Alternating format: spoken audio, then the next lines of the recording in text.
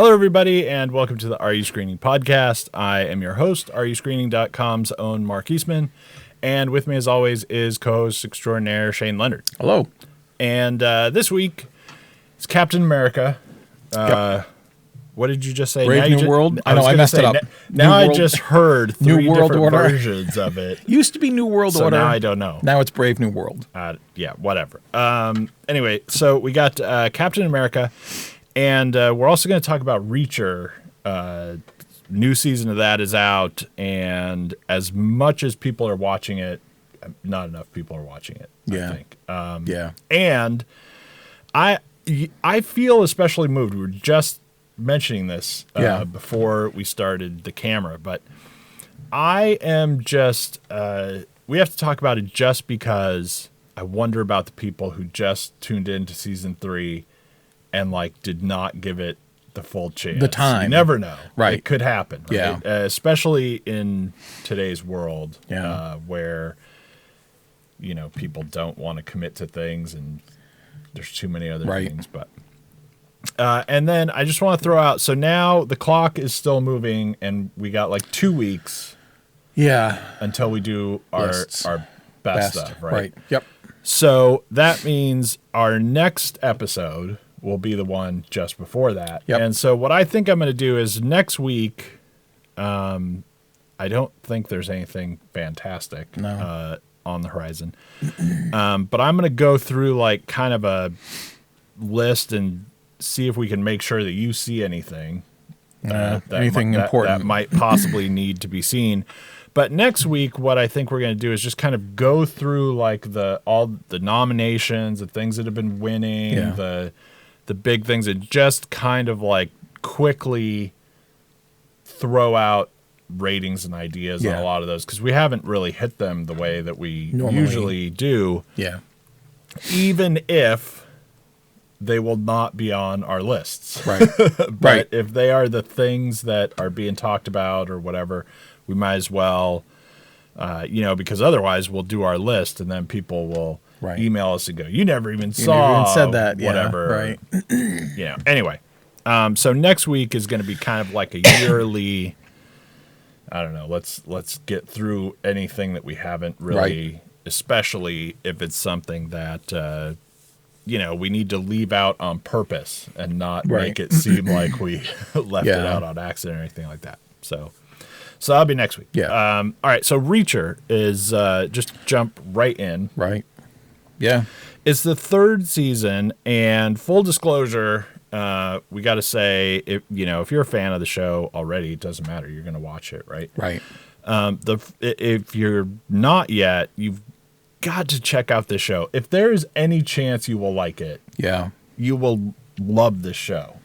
And I don't know how you would have missed it all this time by now, but I mean, stuff happens. Sure. Sometimes it's that thing that was on the back burner for a really long time. But just to get that information out, right? The 1st season I thought was great. Right. The 2nd season had a lot of problems, but it was still really good and really fun. But by the time we got to the end, it really was just too much for me. I was like, we are making a completely different show now. It's like the last stuff that happens is just kind of come on. The thing that's good about the 1st season of Reacher, right, is that it is way more in line with a show that is kind of real, something just because this pops into my head, right? Something like Justified, or anything similar to that. When you're watching Justified, right, at the end, he doesn't win because these 4 lucky things happen, right? No plot armor. There's no not really. If this had gone a different way, or if this random person didn't open this door, which no one could have ever predicted, and we're not even pretending anyone predicted. It's just a lucky thing that happened. Yeah. He'd have been dead. Right.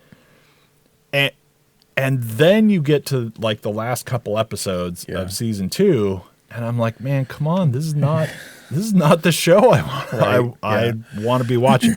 It's still really good. I think that in the second season, it got too hung up on the whole squad. Yeah. And we have to have all these people now. And, and it's like, Reacher, like leader. Yeah. Instead of like Reacher solo. Dude who wanders into a town. Right. And finds something. Bad luck for follows something, him and he gets in the middle of things or whatever. And so it's really weird because season 3 starts out. Yeah. Yeah. And season 3 is like he wanders into a town. Yeah. And lo and behold, he is looking out a window and some dude is about to try and kidnap a guy and he can tell. Yeah. And then he rescues the person from getting kidnapped and you're like, well, okay. Yeah. Thanks for listening to me. Right. Right. But I will tell you, and we were talking about this just now too, that the first like 20 minutes or something. Yeah. I don't know exactly what it is, but somewhere around there, the first episode like plays out a bunch of stuff. Yep.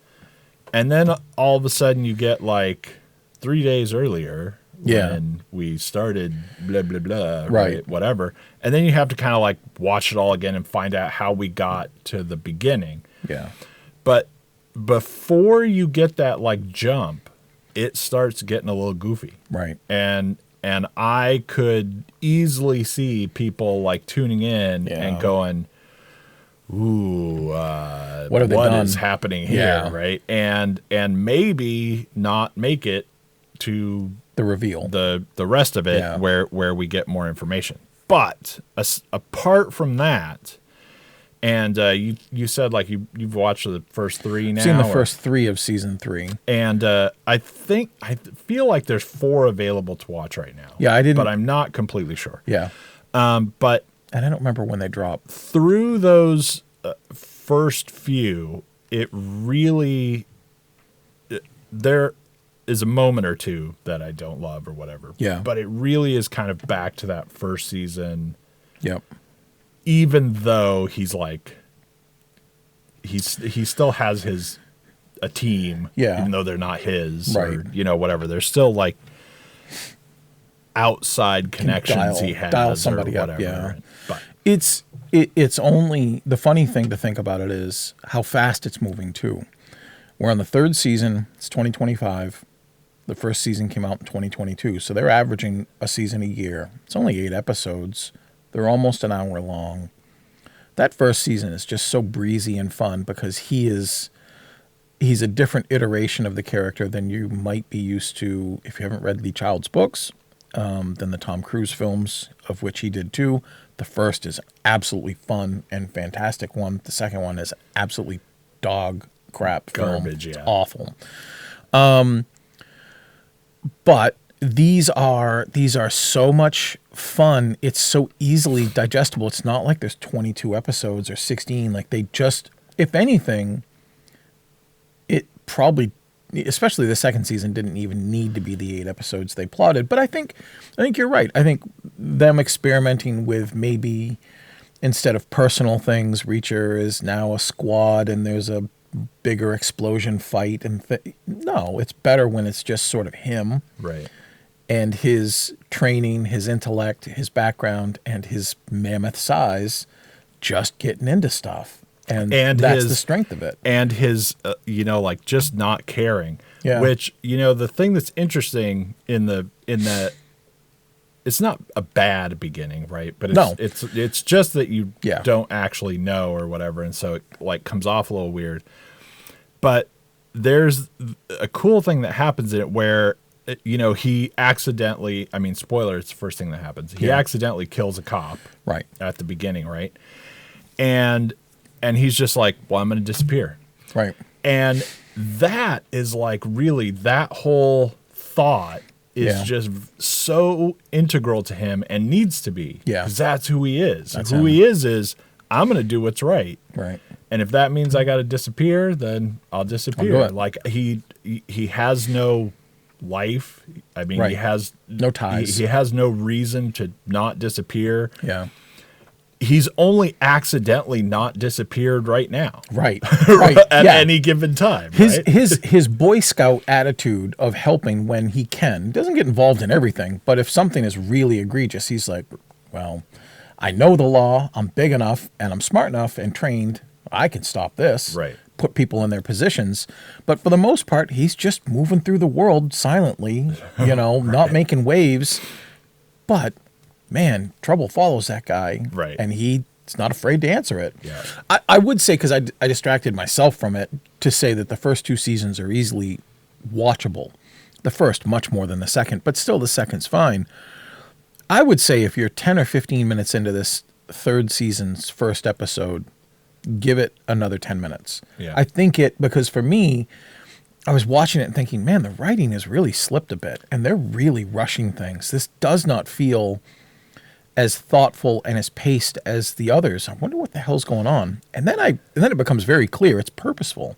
It becomes clear and it gets better, much better. So Yeah, stick with it. And really, I think you make it to the end of the second episode. Yeah. And then, like, you're good. Normal. Yeah. Things are pretty much what you're expecting. Now you're really happy that you stuck in. made it through it. Yeah. So definitely check that out. And like I said, it is clearly a show that has lots of attention. Yeah. Plenty of people are watching it. Even when the second season, I think, was like 2 episodes in, they renewed it. Right. Or It was fast. something like that. Yeah, right. I mean, it's doing really well, but still, I feel Yeah. like, man, People gotta be watching. I have to mention this because especially, it is like a niche that Yeah. there's not enough Right. stuff out there. Right. I mean, It's worth if it. you want to watch, like CSI or Right. whatever, I mean, you got like 18 different choices, and you can go back and watch the 20 seasons of the Sure. last whatever. I mean, and there's a new one every time you turn CSI around. Wichita. You got plenty of options, Yeah, right? right. But this one, I think, it's like, in a way, right? It's like Severance. It's like, it's just so different a thing. Yeah. Even though this is not like reinventing the world like No. Severance. This is but unlike still, a lot of stuff. It's like you just don't have Yeah. 10 other shows you can watch instead. There's a funny thing for us anyway. For me, I'm watching it and it's seemingly, 3 episodes in, it's set in Maine. And I know Maine very well.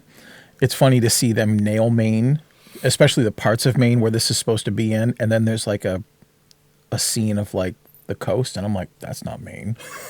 There's no part of Maine that looks like that. I don't know where the hell you are in Canada that you think that's a state. But if you have any ties to Maine, it'll be fun because at least they're getting the names right. They're saying them properly. Right. They're not leaning into the accents. It's not Reacher is in Pet Cemetery. It's not like that. In fact, if anything, the accents are from the other law enforcement agents from Massachusetts, and those are hard sometimes to take through. But it's a fun show, and it has remained fun after I got by that really weird 10 or 15 minutes. Like, it was. I'm so psyched. I'm still having fun with it. It was a risk. It really was. Just kicking off your third season like that, where, for like 20 minutes or whatever it is of your first episode, you're like, we might lose a lot of people or whatever, because it just, and like the first 7 minutes are actually really good. Yeah. They're fine. Yep. It's just that we have to keep going with this thing. Yeah. And it just loses it because you don't actually know what's going on. And what you're supposed to do is go, oh, now it all makes sense or whatever. But you have to make it there. You got to get there. And it's either really brave or really stupid. I don't know. But all right. So watch Reacher. Okay. Captain America. Right. Brave New World. Brave New World. New World Order. Brave New World. Whatever. Yeah. New World. Brave New World are in there. Brave for New sure. World, definitely. Okay. So Captain America and now we've got New Cap and Harrison Ford New Thunderbolt Ross. and we had to trade him out yeah. for whatever reason. I don't know, but Harrison Ford's in it, and there we go. Yeah, William Hurt died. He was, that's right. It was William Hurt. He used to be William Yeah. Hurt. Pretty sure. Yeah. Well, I mean, I know William Hurt died, and I think that's the biggest reason. Sure. But so we got Harrison Ford, and we are right in basically Captain America. The new Captain America is like kind of establishing himself. Yeah. But we also have the horrible Nazi president who just got elected president. Yep. But he wants to change and be different because his daughter hates him because he sent the army after the Hulk. Right. So that's our just before the movie starts kind of where we are. And then, bad stuff starts happening and Captain America has to save the day. It's all about adamantium or whatever. Adamantium, whatever. Yep. And because we've got the giant thing in the From ocean. the Eternals. Yeah. Man. Because we have to keep this all connected. Yeah. So there's a giant Eternal in the Indian Ocean. Yep. That's I don't know, made out of or facilitating or secreting, whatever. Yeah, somehow it's producing. Everyone in the world is trying to get adamantium, which is a lighter, thinner, stronger version of what Black Panther has in Wakanda, vibranium. Right. It's the mythical, magical metal. Yeah. And so lots of our new presidency focuses around trying to have this agreement between all these countries. Yeah. He wants this like worldwide treaty of how it's going to be used and divided, and no country is going to just go get it, whatever. But there's secrets within secrets and all this stuff, and then hilarity ensues. Yeah, and and everybody is super happy. There's like this. One of the big things that happens early on is, this canister gets stolen. Oh yeah. That they don't even tell you at first what's in it. I almost forgot about the canister. But then, so Captain America has to go in because this is like very, very early thing that happens. This is the first scene. We've got like the army has like eyes on the buyer or whatever. And who is Giancarlo Esposito, right? Which people will probably know him best from Breaking Bad, or the other one, Better Call Saul, right? And we'll recognize his face immediately if you don't know his name. Oh yeah, because he's in all kinds of stuff. You will recognize him. So he's a bad guy. He's like the buyer or whatever, and then Captain America goes in and saves the day and whatever. And then we way later reveal that there was adamantium in it. Right. Whatever. So, not that we really need like a huge rundown of this movie. Okay. So, jumping into actually reviewing. I gave this movie, and I'm not sure who this may or may not surprise. Yeah. Since you're constantly trying to predict my I'm ratings. always trying to guess them. I gave this movie a 0. Jeez. There was absolutely nothing in this movie that I thought was the right decision. Everything that happened in this movie pissed me off. Absolutely everything that happened in this movie was horrible. Yeah. And I didn't think it was going to get that, though. A lot of the worst things in this movie. This is a movie, I swear to God, I would have left. if we were not in the theater and I wasn't going to come on the show. I might review some stuff once in a while and go, look, this is unfinishable or whatever. Right. But I wasn't going to come on the show and go, yeah, and then we left. Right. So do you remember? I mean, when we really hate a film, or either of us hates a film, I don't care that much about spoiling it. Do you remember when you were like, "The hell with this"? Like, what are we doing? Like during the movie? Yeah. Do you remember like a part? No, and maybe not a specific scene, but even the very beginning of the movie, I thought was horrible. Yeah. But I think about, I don't remember like any exact specific scene. There wasn't a time. Okay. But by the time we were about 35, 40 minutes in, yeah, and the more he has to talk to people, yeah, the more it was like, this is like, and as the plot progressed, every next thing was worse. Yeah. This is like a high school fan fiction Right. Marvel movie that is written by someone who is, I say this frequently, but someone who has never heard anyone talk, someone who has absolutely no idea how the relationships of various people in the movie would exist in reality, like at all. Right. I mean, it was so, every time someone talks, I wanted to shoot myself. It's so horribly bad. And the two of them, and it's not even, some things you might write off for being a comic book movie. But this is like, I've said this before too. This is like a movie by someone who hates comic books. Yeah.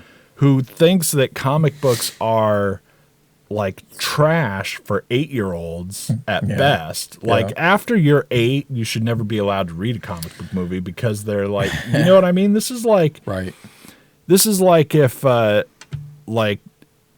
Dick and Jane, See Dick Run books somehow got really popular and everyone read them. And then there was some person who went, who are these morons who are like reading these? I mean, everything that happened in the movie, I swear, was like the worst decision. And this was like if you made Iron Man, like it makes me think of going back to Iron Man when I saw Iron Man, and we were talking about this. We were talking about Iron Man.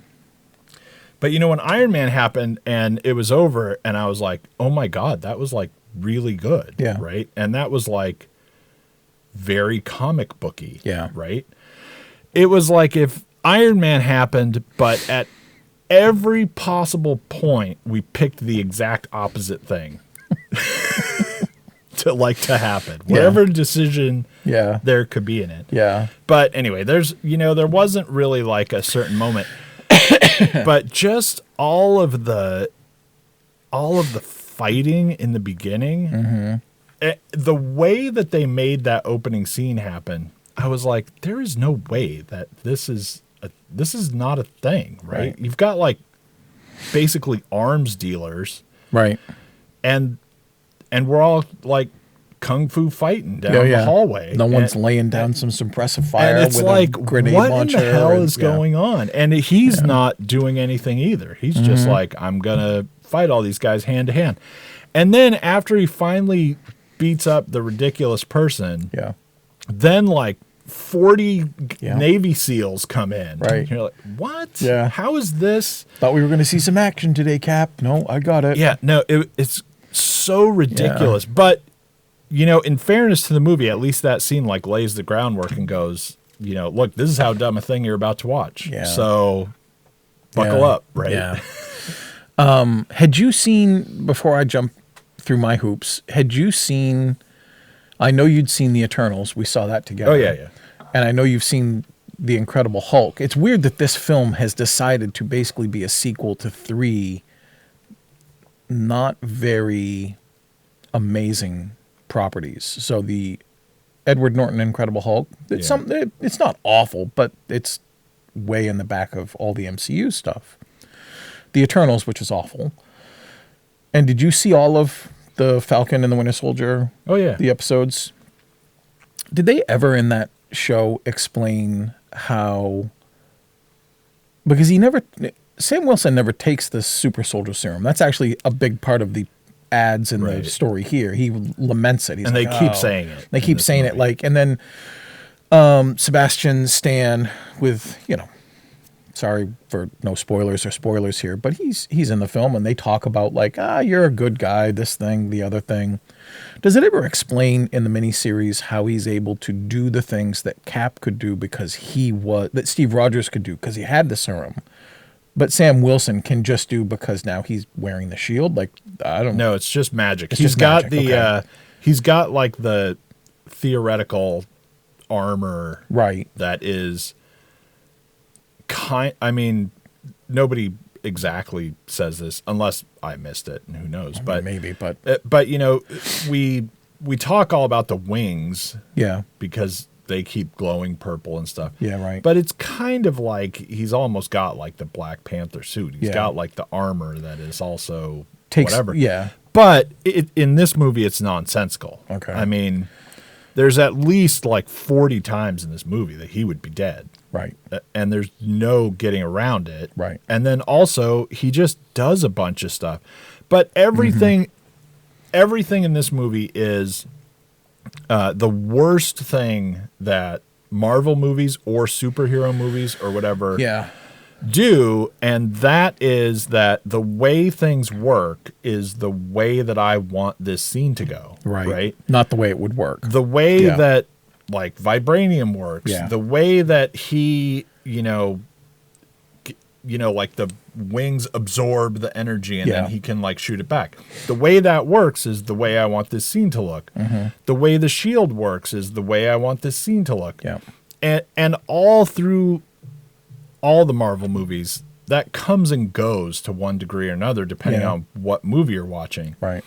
But this is just like the worst of it. You can throw the shield and it will bury itself like 8 inches deep in concrete. Right. But also you can throw it and it will just like go ting, ting, ting, ting, ting off of people's head. Right. And it won't even really hurt them. Right. It will just like distract them for a second. They pop right back up. Yeah. And, I'm sorry. I don't know if this Captain America for some reason has like a Batman complex where he refuses to kill people or whatever. Oh, man. But you jump in that thing, all those people have to die or else, I mean, you got like a hostage situation and like 80 people with guns and you're not bulletproof. Right. I mean, you are either like putting those people down or you're being silly. Right. And especially when they just keep surrounding you with guns. It's just awful. That front 15 minutes of the film certainly felt a bit like a video game where you're going to be Sam Wilson and you've got to rescue X. So this is where you're going to do it. Okay, now press X to put your wings up and guard yourself. Press Y to throw your shield. Press X and Y to get your shield back. Like it felt like a game tutorial. Yeah. While showing the audience all the time through quips, like, oh, I didn't realize your wings could do that. Yeah, that's a gift from the Wakandans for helping them last time. And you're like, well, that was nice of them. That's convenient to keep a regular guy who's in better shape than I, but without a super serum, alive through all kinds of things. I feel like I was pretty generous giving it 2. There were times where I really wanted it to be better than that. I came in wanting to like it. I'm a comic book fan.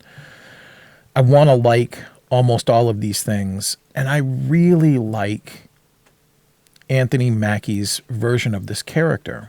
But before delving into some of the things that are annoying, it's almost, and I don't get the benefit. I didn't see the series.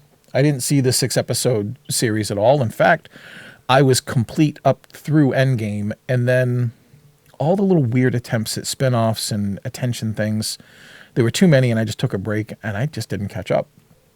So in a weird way, this is a good review for someone who was complete. You've seen it all. Right. Didn't like it. And, I mean, you didn't like this because of all the right reasons.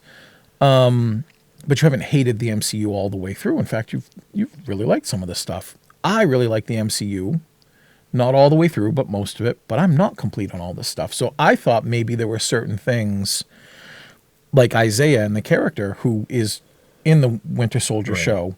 I thought, I wonder how that's going to play for me. It's almost like going to see a Harry Potter film without having read the book.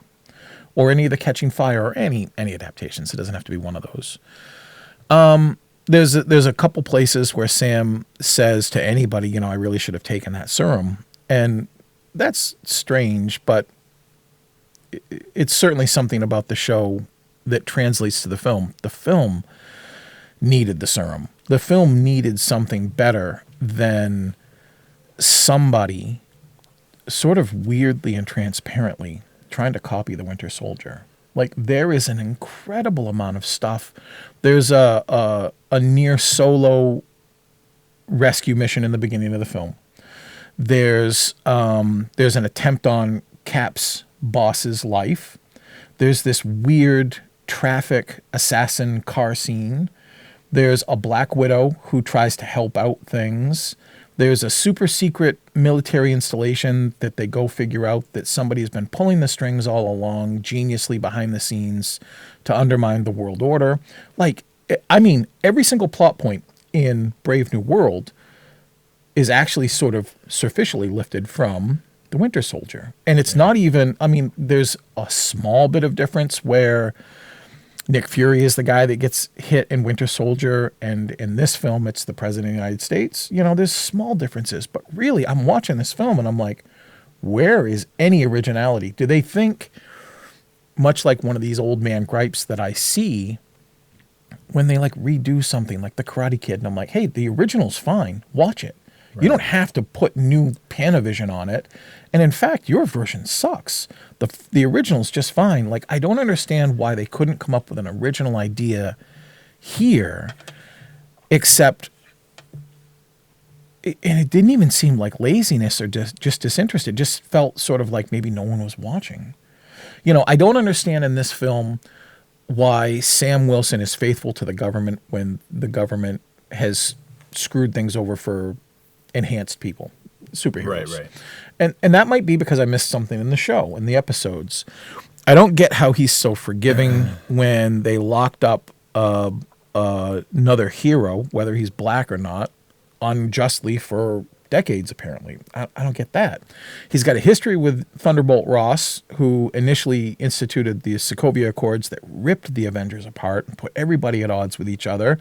And he was unapologetic and menacing and malicious about the whole thing. But here he's like, look, I'm trying to be your buddy. And I'm like, you wouldn't have that. Like you said, you wouldn't have that relationship here.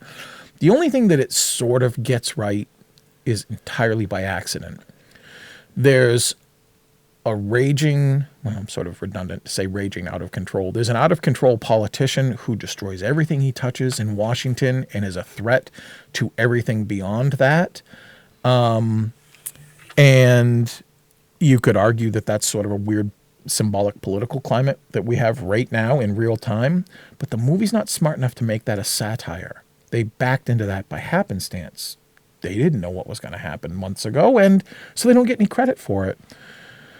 At best, it's just fun to see some scenes work.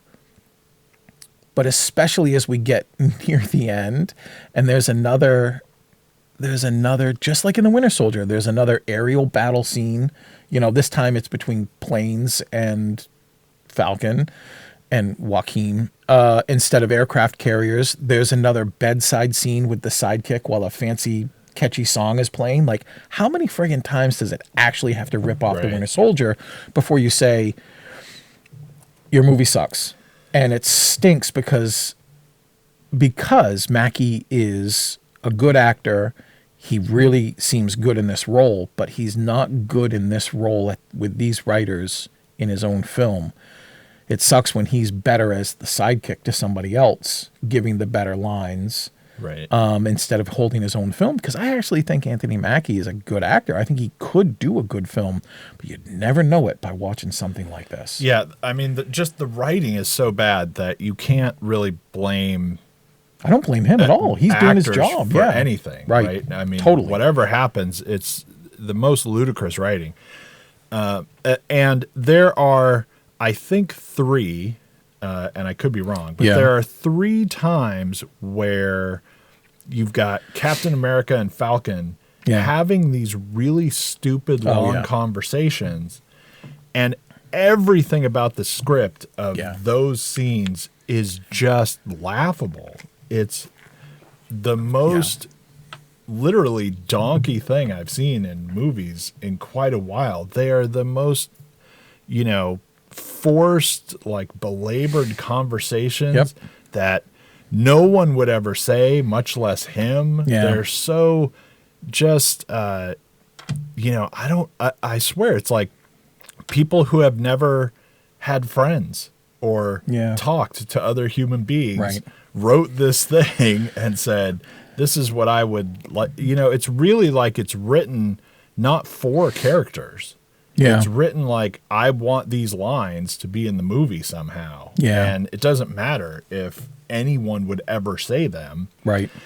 And as soon as he starts talking, it gets to the point where, like, 3/4 of the way through the movie, every time he talks, you just roll your eyes. Right. As soon as he starts talking, you're like, oh, he's going to talk again. I mean, it's so, yeah, it is. It's so just bonkers. But also, like I said, every, plot point, every little goofy thing that happens, just the fact that the president has like a Russian security person, just so that you can go, I know who the bad guy is. Right. It's the bad, Grand Vizier pulling the strings of the king or whatever. Because I mean, look, she's Russian. Of course, and she's kind of like a doll, right? And all of that is stupid too. Like, the fights are bad enough in this movie. The fights are ridiculous, especially if he doesn't have the super serum, right? If he has the super serum, then fine. Okay. But you're filming the movie and the fights exactly the same, whether he had it or not. But now you throw her in, and all the love in the world to this actress, right? Yeah, she does a fine job. Yeah, I mean, whatever. She's great. Shira Haas, yeah. But now we have to throw in that she's like a widow or something. Right. And, I just don't care who thinks I'm a misogynist, right? I knew this was going to come up. You cannot be 70 pounds and kick anyone's ass. Right. I don't care what you learn, right? Like, she is the tiniest thing. Especially standing next to just regular Joaquin. Yeah, Not and even then she beats Anthony up Mackie. she beats up these big, giant guys. Right. And I'm like, look, man, that is like your 5th grade mystical theory of what martial arts is, right? She has the death punch. Can't be, it's not magic. Yeah. And then you've got, we have no idea what to do with a bad guy, but this is the thing we want to happen. So the way that it happens is just magic. There is no actual explanation except that, like, we put up a bunch of files. Yeah. And we have a bunch of flickering lights in his laboratory. He has a laboratory that, I swear to God, looks almost exactly like they recreated Frankenstein's young Frankenstein. Right. It looks exactly the same. And it's like, you have the Jacob's Ladder things. Yeah. Even though that doesn't do anything. Right. But look how looks cool good. it is. Looks good. We've got the exact same thing going on. And then they just go, like, he just does. Right. Like, how does he control people's minds? Yeah. He invented a thing. Yeah. that he can control. There's no explanation because it's lunacy. And also, that character, I mean, it's leader, the leader wouldn't have invented something so donkey as that. It would have just been like the genius of the films that this stands on. Whether that's the original Iron Man, where Jeff Bridges gets the drop on Tony Stark because he's got the transmitter that just emits a tone. Right. He just sneaks up on him and just hits it when they're eating pizza, and he's like, I wish he had left Pepper out of this. Now I got to take care of her too. And Tony's paralyzed, and all it is just, it doesn't have to be a catchy tune or some snowfall animation or a MySpace logo. It's just a tone. Right. He wouldn't have come up with this song. And it's also stupid. Except that this song is just stupid. Like, we need a trigger for the audience to know, oh, he's under the control now. Like, that's so dumb. If you are going to have a bad guy who is a mutant, right? And then what you're going to have is something that's so stupid that you can't come up with an explanation for because it's so stupid. Yeah. That ultimately it's just magic, right? Then just friggin' give him a superpower Just do where that he just instead. does it. Just actually make it magic. Easier. You're in a mutant world Yeah. where he could just be able to control people's minds. do this. Or, whatever. Like, I guess there's some degree of separation. We want him to not just be controlling people's minds all the time. But the thing is so donkey. And then it really pissed me off that he was in the movie.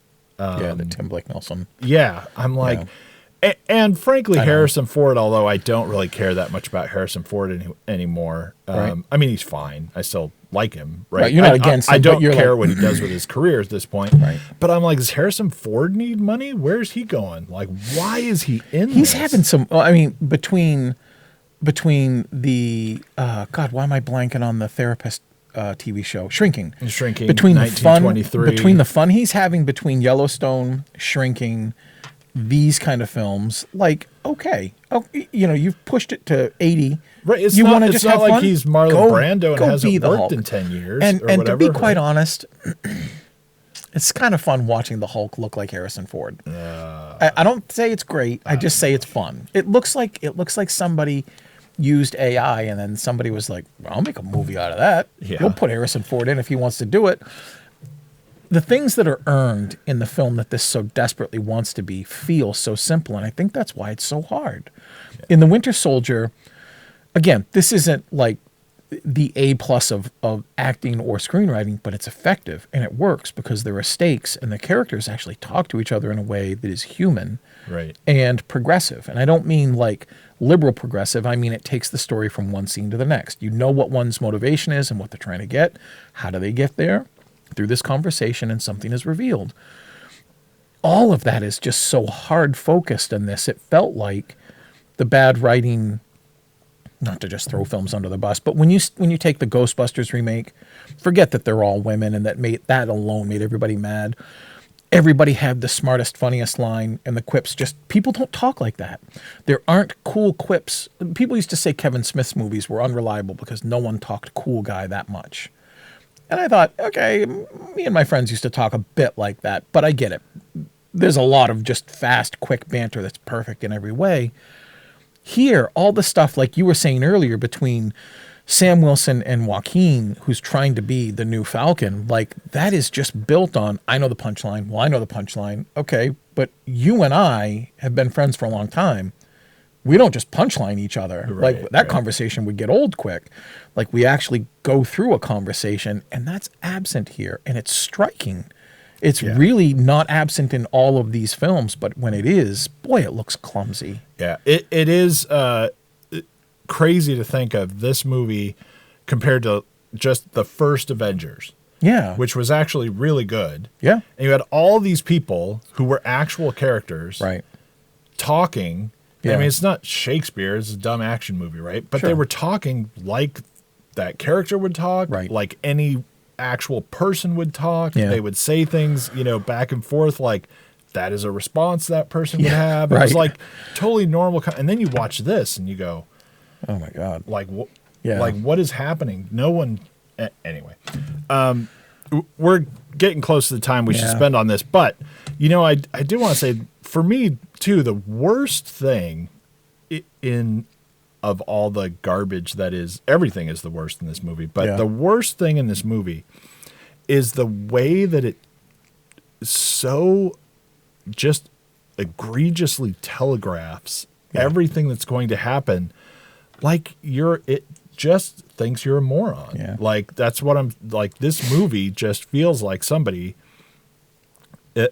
It's made by somebody who hates comics, who hates people who like comics, who think people who go to these movies are morons. Yeah. So everything that happens, it has to spell it out like 5 different times, and have a sign on the wall behind the characters talking. We have to say this and this happened, and then it will like flash on the screen they're watching or whatever. Yeah. This, everything that Tim Blake Nelson does is like we have to explain it over and over. Yeah. They have to do really dumb things because you figure that's what they would do because you're dumb, and then they have to get out of it and go, "Oh, I shouldn't have done that." Yeah. I mean, and it's so you know who the whole thing with, like, you know, the Russian, actually, I don't even know if she's Russian, but she's got kind of like a Russian accent or whatever. And yeah. she's like widow verse, whatever she Yeah. is.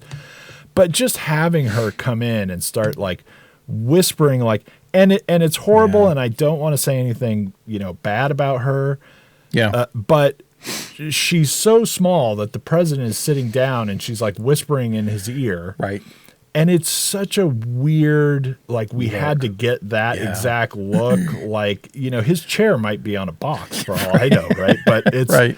But we just wanted it to look exactly like that, and it's so horrible and goofy. And they're like, we're going to trick them into thinking that she's really a bad guy. Right. How will we do that? Right. Well, I don't know. Let's, like, you know, make her troll shaped and have her. Give her a Russian accent. Even she had, like, and she didn't deserve it. She took a role in a Marvel film, which is a lot of actors' dreams, because that's a gateway to a lot of stuff. She in the comics, she's based off an Israeli superhero, but that's a hot topic issue in the world right now, and there were a lot of protests. She's basically this character named Sabra that is, you know, fifth generation important in the real world of things, like sidekick to a sidekick to a sidekick. But she didn't deserve it. But man, the casting of that was strange. There's a scene where she's standing next to everybody, and I get Mackie's big and Joaquin is athletic, but she looks like she's on the set visiting from like fourth grade. Right. And like you said, we're supposed to expect that she can take all these guys out. Right, and there's a part where they're fighting, and obviously everyone in the movie is bigger than Captain America because he has to beat up people who are bigger than them. Right. So we're talking bigger people that she's beating up. I mean, like, really big dudes, and she's like throwing these guys around, and I'm like, look, I don't care, dude, if my 13-year-old studied forever and stayed the exact youngest same black size, belt ever. Yeah. It just doesn't matter.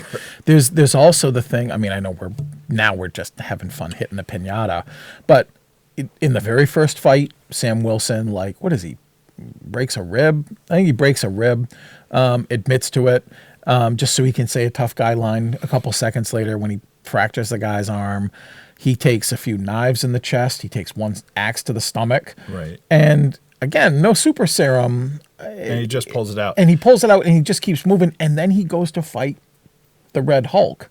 Right. You know, and I'm just like... And he just gets pummeled by the Hulk. Right. And I'm like... Over and over. There's plot armor, and then there's plot armor. Right. I mean, so anyway. And then it doesn't even make sense for me. Yeah. Because, you know, early on, he, like, does the thing with the wings. Yeah. And then he, like, throws the energy back or whatever the goofball nonsense of those is supposed to be. Yeah. And at a point, he, like, does it to the Hulk. Right. But he doesn't just do it every time the Hulk hits him. And I'm like, you know, the whole point of the Hulk is that he's stupid. Right. And he's just going to smash with his giant strength or whatever. And, I mean, even though this is a different Hulk. But, and, you know, this Captain America's thing, according to this movie, is supposed to be that he's smart and fights smart. And, you know, we even have this whole stupid pull the flags off my belt scene, which which is really stupid. Yeah. Leading us into the fight with the Hulk, where he just stands there and lets him beat on him. And I'm like, dude, he just hit that thing. I dive around through your legs, hit you back with your own strength or something. But no, he just sits there and gets the hell beat out of him. And then, like, just he gets up. Woo. What would he do if he had the super serum? And you know, the whole super serum thing is stupid anyway, and we don't need to talk about this dumb movie anymore. But there's no downside to the serum. Right. In what we've seen, maybe there is. Well, it's supposed to amplify who you really are, and that has been shown with others who took some of the serum. But, you know, I mean, ultimately, I mean, there's no reason it doesn't for kill him to you slowly. There's no reason for him to not have taken it. I would have taken the serum, except that, like, the movie wants to throw in some he's honorable, real person thing. And, they have that conversation. It's like, Steve gave people someone to, I don't even worship or whatever the hell he says. He would and have you gave them something to aspire to because you're just a regular guy and people could be like you or whatever. And you're like, dude, I mean, there's, this is not like becoming a vampire and being a good guy. This is like just you take the serum. And he'd be in the convalescent superhero retirement home and say, I was Captain America one day. I threw the shield. It didn't come back. Some guy shot me in the knees. Here I am. Like, I'm sorry. Like, there's no super serum. There's no nothing for you there. Yeah. You left, and I don't blame you. I knew you kind of didn't like the film when you wouldn't stay for the stinger. I'm not going to ruin the stinger. In The Winter Soldier, by the end of that movie, a lot of things have happened. Hydra is revealed. Everything's on shaky grounds. Maybe Nick Fury is dead. Maybe he isn't. Everyone's going their separate ways because there's a lot of things that have to happen. And it's an exciting progression of things because everything changes. In this film, if you just look at what happened, nothing happens. You didn't miss anything except something that Tim Blake Nelson already said in a scene earlier. He just says it more menacingly. Right. He says it at the raft. All the film really does is for 2 hours sets up the incoming new films that are going to be showing Spider-Man, the X-Men, Wolverine, Fantastic Four. Right. And when you get to that point and you watch that and you're like, what? Like, there are no stakes in the film, and it doesn't do anything. Yeah. And if you really think about what each of the first and second, and arguably even the third phases of the Marvel Universe did, they had a pin that they were moving towards. Right. This just sort of circles and doesn't do anything. So, all right. Well, anyway, so don't go see that. Watch Reacher. Exactly. And we will see you next week, where we will kind of wrap through some of the year and throw out a bunch of things. It'll be a good episode, I think, to make sure you tune in on and possibly have some notes of things that you have to put on your list to see or avoid or whatever. Yeah. All right. Thanks for tuning in, and we'll see you next week. Bye.